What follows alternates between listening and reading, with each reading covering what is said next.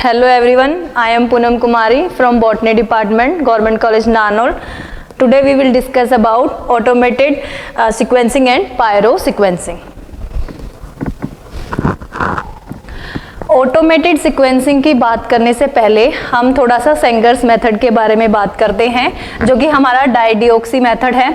डाइडिऑक्सी जो मेथड था हमारा, उसमें हमने क्या यूज़ करा था, चेन टर्मिनेशन मेथड में डाइडिऑक्सी एनटीपीज यूज़ करे थे। चेन टर्मिनेशन के लिए हमने 4 ट्यूब्स बनाई थी, आप पहले वाली वीडियोस में देख सकते हैं। सेंगर्स मेथड वाली में हमने 4 ट्यूब्स ली थी किसी भी डीएनए की सीक्वेंस को जानने के लिए। उसमें हमने अलग अलग डीएनटीपीज डाले थे, डाइडिऑक्सी एनटीपीज। डाइडिऑक्सी और डीएनटीपीज में क्या फ़र्क है ये हम बता चुके हैं कि उसमें जो हमारा 3' एंड है डाइडिऑक्सी एनटीपीज में, उसमें OH एब्सेंट होता है, ओनली H प्रेजेंट होता है, तो चेन टर्मिनेट हो जाती है, चेन नहीं बनती है। एक तो ये पॉइंट है। सेकंड, सेंगर्स मेथड में क्या था कि जो हमारा डीएनटीपीज हमने यूज करा था, डाइडिऑक्सी एनटीपीज जो हमने यूज करा था, उसको हमने रेडियो लेबल्ड करा था। रेडियो लेबल्ड करने के बाद जब हमने उसको जेल में रन करा था, पॉलीएक्रिलामाइड जेल में रन करा था, तो हमें क्या हुआ था, हमने ऑटो रेडियोग्राफी से उसको रीड करा था। ऑटो रेडियोग्राफी से रीड करने के बाद हमें हमारी सीक्वेंसेस मिली थी।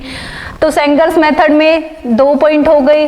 पहला कि रेडियो लेबल्ड हमने डाइडिऑक्सी एनटीपीज यूज करा, सेकंड हमने ऑटो रेडियोग्राफी से जेल को रीड करा।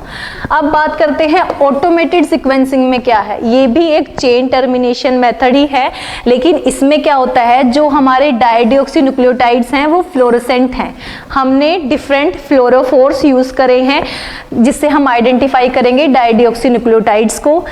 अब इसमें एक बात यह है कि हमने सेंगर्स मेथड में 4 ट्यूब्स ली थी, 1, 2, 3, 4, जिसमें हमने अलग अलग डाइडिऑक्सी एनटीपीज डाले थे।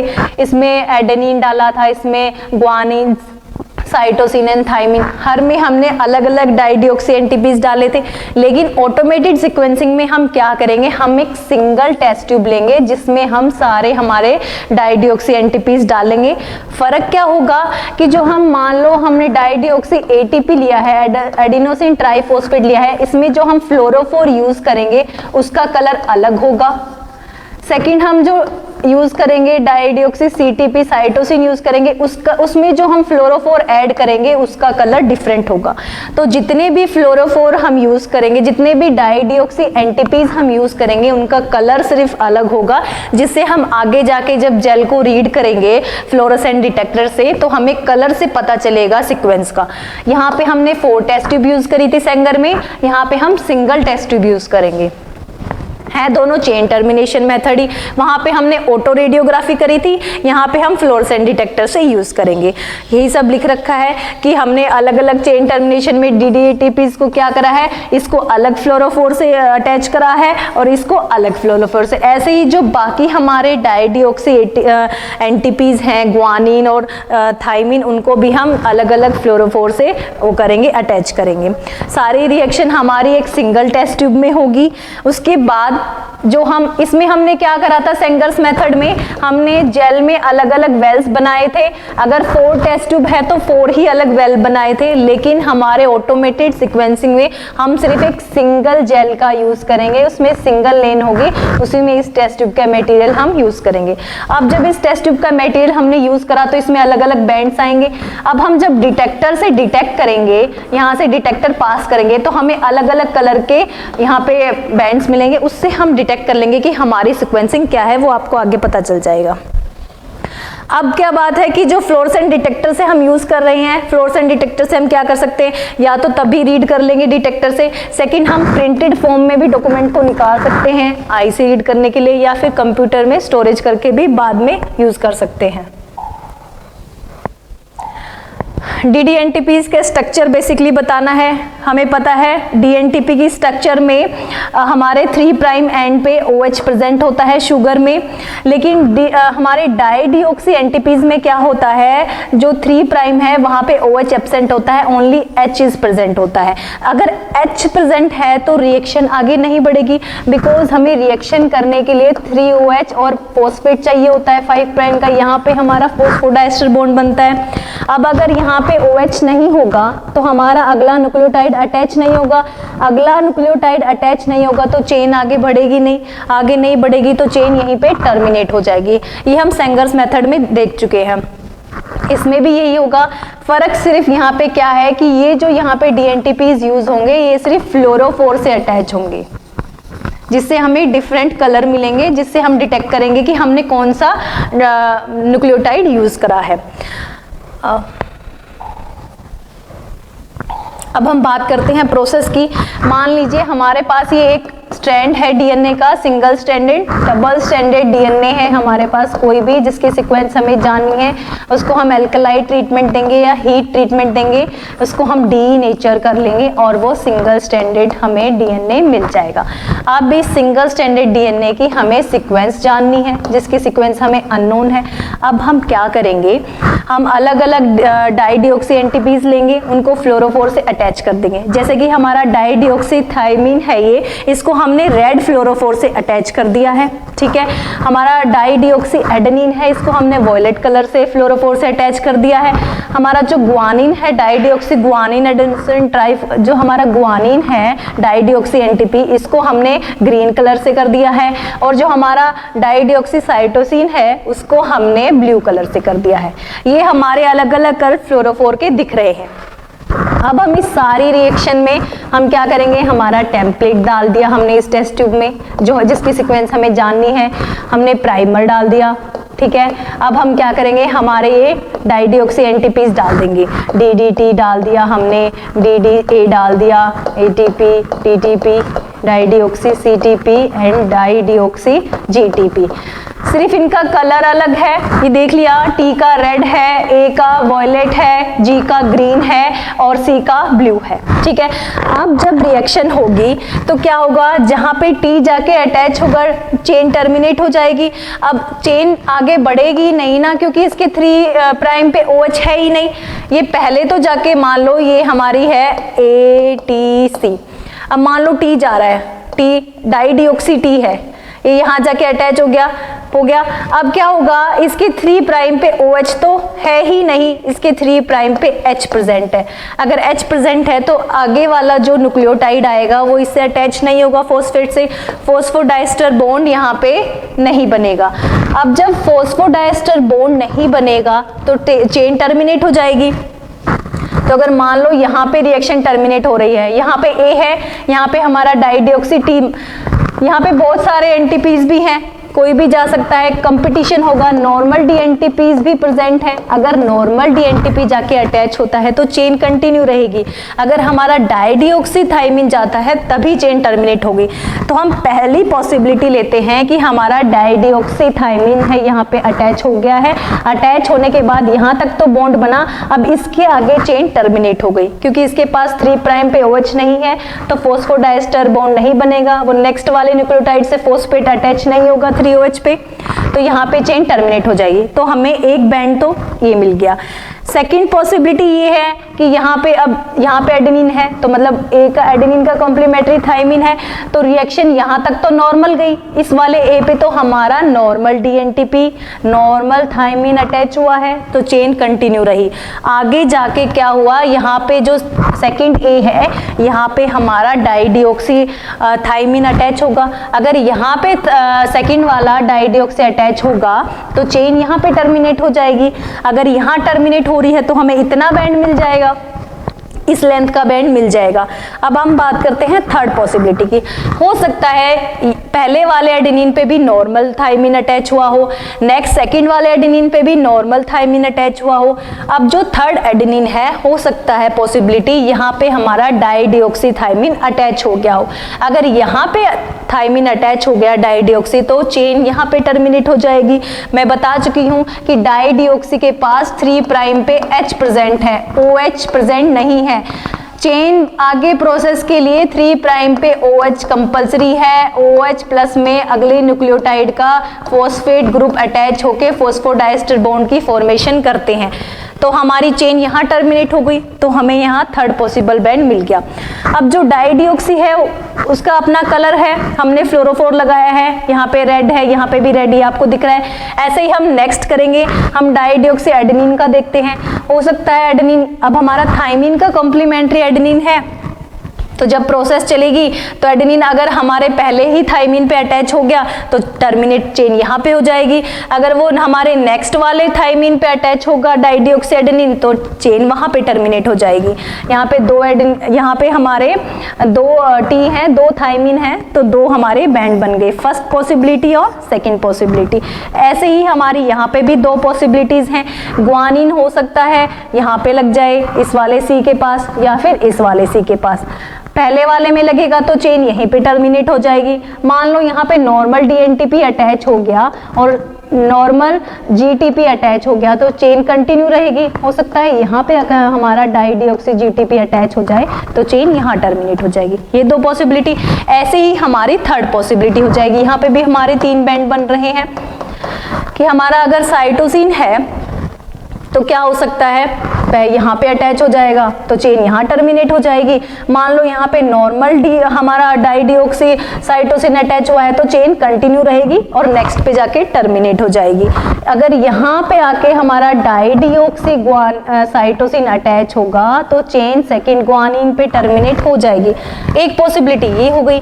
नेक्स्ट क्या है, हो सकता है यहाँ पे भी नॉर्मल डीसीटीपी लग जाए तो चेन कंटिन्यू रहेगी और हमारे थर्ड वाले ग्वानिन के पास आके डाइडिऑक्सी सीटीपी अटैच हो जाए तो चेन यहाँ पे टर्मिनेट हो जाएगी। तो यहाँ पे भी 3 पॉसिबिलिटीज हो गई।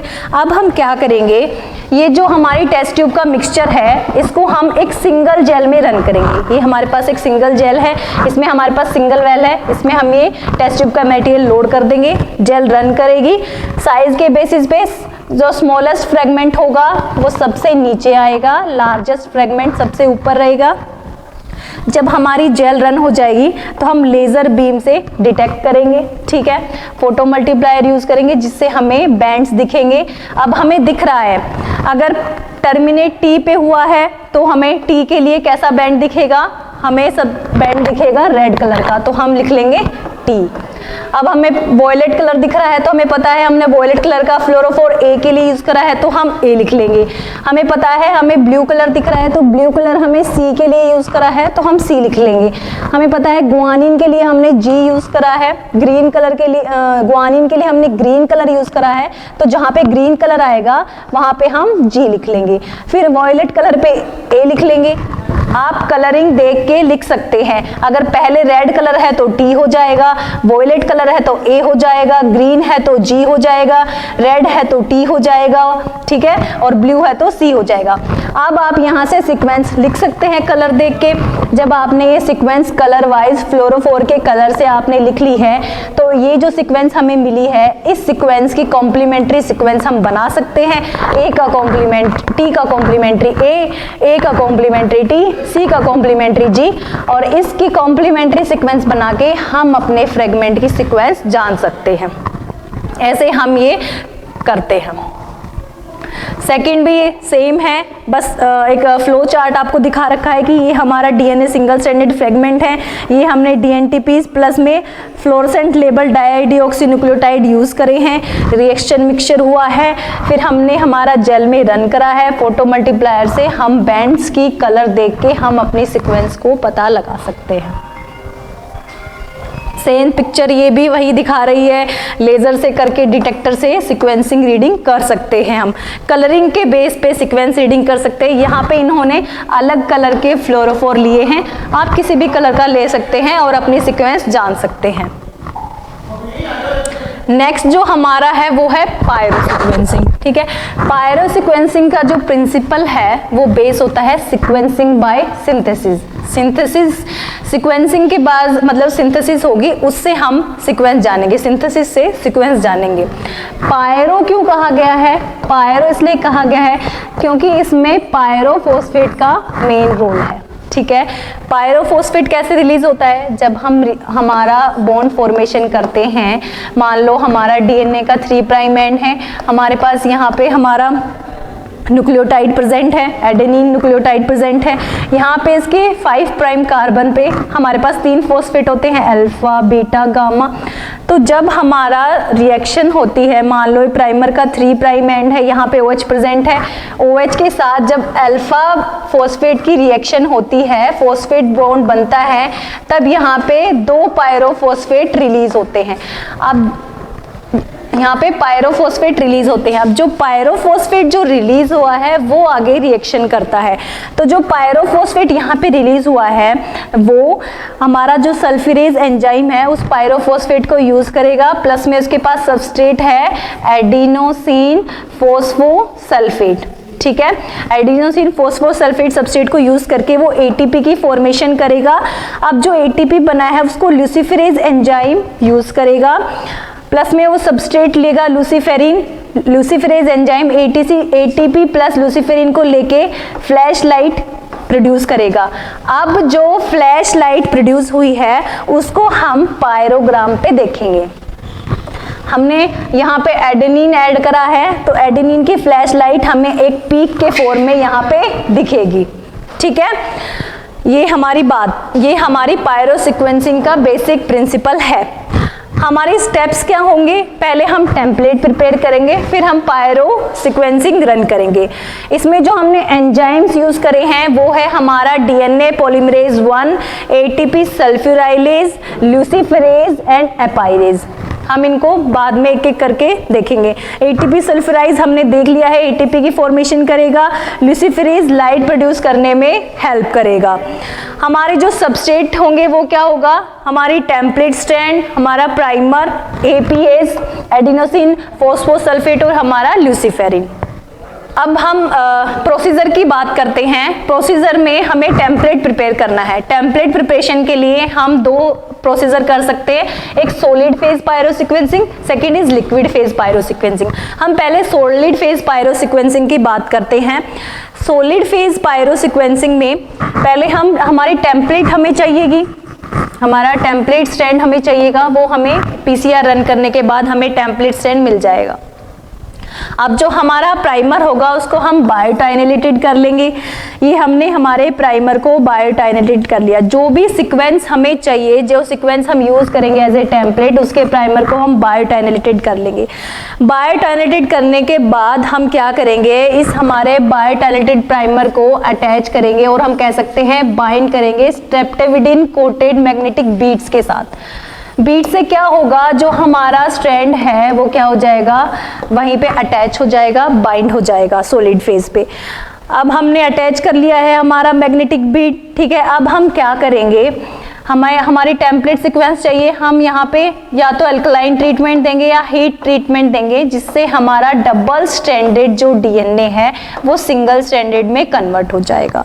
अब हमें हमारा सिंगल स्ट्रैंडेड डीएनए मिल गया है। अब हम सिंगल स्ट्रैंडेड में प्राइमर ऐड कर देंगे। ये हमने प्राइमर यहाँ पे ऐड कर दिया। मैं दोबारा बता देती हूँ, सॉलिड फेज में हम पीसीआर रन करके हमारा टेम्पलेट स्ट्रैंड ले लेंगे जो डीएनए हमें चाहिए सीक्वेंस करने के लिए। उसके प्राइमर को हम बायोटाइनेटेड कर देंगे। बायोटाइनेटेड इसलिए क्या है, ताकि हम उसको बाइंड कर सकें।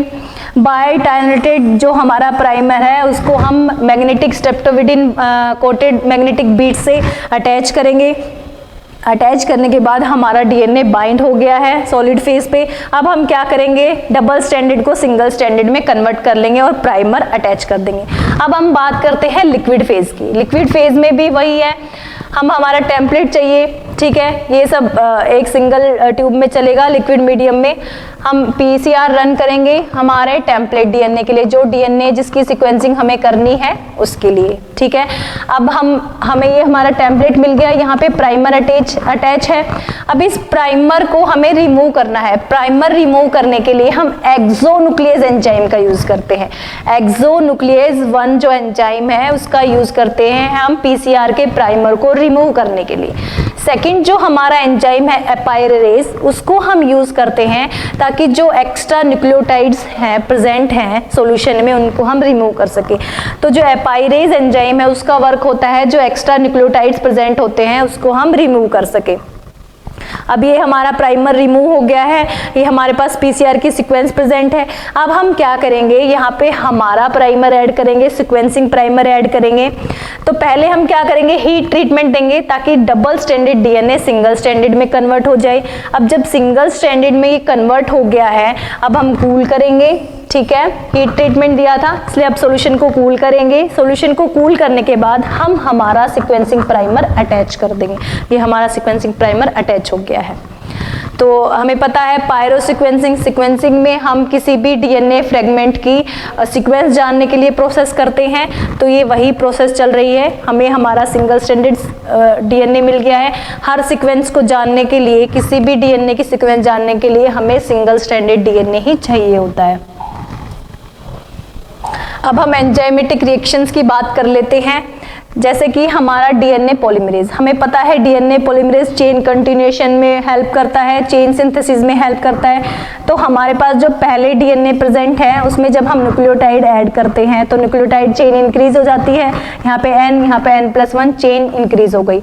अब जब फॉस्फोडाइएस्टर बॉन्ड बन गया है तो यहाँ पे पायरोफॉस्फेट रिलीज होंगे, पायरोफॉस्फेट रिलीज हो गया।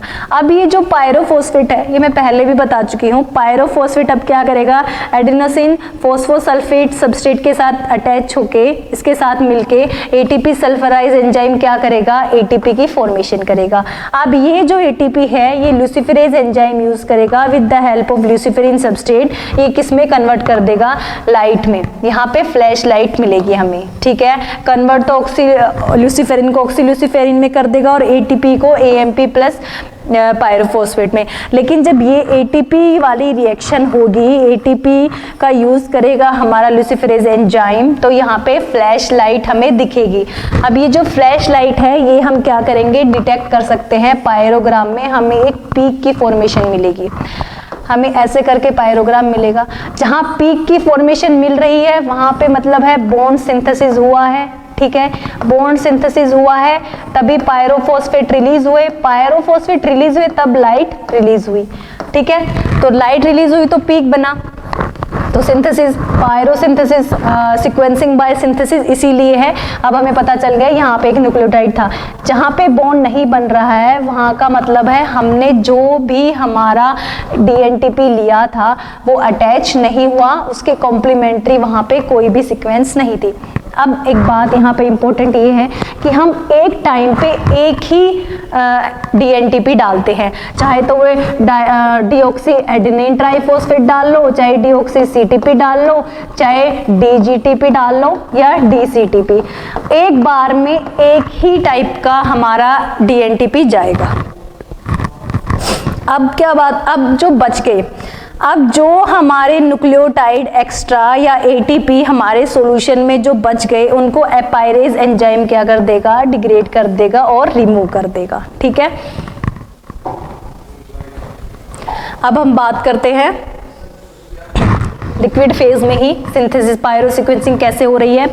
ये हमारा डीएनए है सिंगल स्ट्रैंडेड जिसकी हमें सीक्वेंसिंग जाननी है, ठीक है। ये हमने हमारा प्राइमर अटैच कर लिया है जिसके पास 3' OH ग्रुप है। डीएनए पॉलीमरेज एंजाइम रिएक्ट करेगा। अब हम क्या करेंगे, सबसे पहले हम हमारा जो न्यूक्लियोटाइड ऐड करेंगे वो हम डीएटीपी ले लेते हैं। डीएटीपी टी का कॉम्प्लीमेंट्री है, हमने पहले एक ही टाइप का न्यूक्लियोटाइड लेना है तो हम हमारे सॉल्यूशन में डीएटीपी ऐड करेंगे। जब हमने ऐड करा, रिएक्शन हुई, अटैच हो गया, फॉस्फेट बॉन्ड बन गया 3OH प्लस में अल्फा फॉस्फेट के साथ फॉस्फोडाइएस्टर बॉन्ड बन जाएगा क्योंकि टी का कॉम्प्लीमेंट्री ए ही है, तो यहाँ पे फॉस्फोडाइएस्टर बॉन्ड की फॉर्मेशन हो जाएगी। टी का कॉम्प्लीमेंट्री ए, यहाँ पे बॉन्ड फॉर्मेशन हो गई। अगर यहाँ पे बॉन्ड फॉर्मेशन हो गई तो यहाँ से पायरोफॉस्फेट रिमूव होंगे, क्योंकि जो हमने पढ़ा है कि शुगर के यहाँ पे 5' पे जो कार्बन है यहाँ पे हमारे पास 3 फॉस्फेट ग्रुप है, तो ये जो बीटा गामा वाले फॉस्फेट है यही तो पायरोफॉस्फेट है, ये रिमूव हो गए। अब जब ये पायरोफॉस्फेट रिमूव हुए हैं, अब क्या करेगा, सल्फराइज एंजाइम पायरोफॉस्फेट प्लस में एडिनोसिन फोस्फोसल्फेट की हेल्प से एटीपी की फॉर्मेशन करेगा। अब जो एटीपी बना है उसको लूसिफरेज एंजाइम क्या करेगा, फ्लैश लाइट के फॉर्म में दिखाएगा। तो यहाँ पे हमारी फ्लैश लाइट आ गई। अब जो फ्लैश लाइट आई है वो हमें पायरोग्राम में दिखेगी पीक की फॉर्म में। यहाँ पे हमें पीक दिख गया तो हमें पता चल गया लाइट फ्लैश हुई है, पीक आया है, मतलब एडेनिन डाला था तो एडेनिन का कॉम्प्लीमेंट्री वहाँ पे थायमिन ही प्रेजेंट है। चलो ठीक है, अब हम क्या करते हैं, CTP डालते हैं, साइटोसिन डाल के देखते हैं। साइटोसिन का कॉम्प्लीमेंट्री ग्वानिन है, यहाँ पे तो साइटोसिन नहीं, यहाँ पे तो ग्वानिन नहीं प्रेजेंट, तो इसका मतलब साइटोसिन के साथ साइटोसिन तो कॉम्प्लीमेंट्री हो ही नहीं सकता। अगर बॉन्ड फॉर्मेशन अब यहाँ पे नहीं हो रही तो यहाँ पे पायरोफॉस्फेट रिलीज नहीं होगा, पायरोफॉस्फेट रिलीज नहीं होगा तो लाइट भी रिलीज नहीं होगी, लाइट रिलीज नहीं होगी तो यहाँ पे पीक भी नहीं बनेगा, और पीक नहीं बनेगा तो यहाँ पे सिंगल लाइन रहेगी।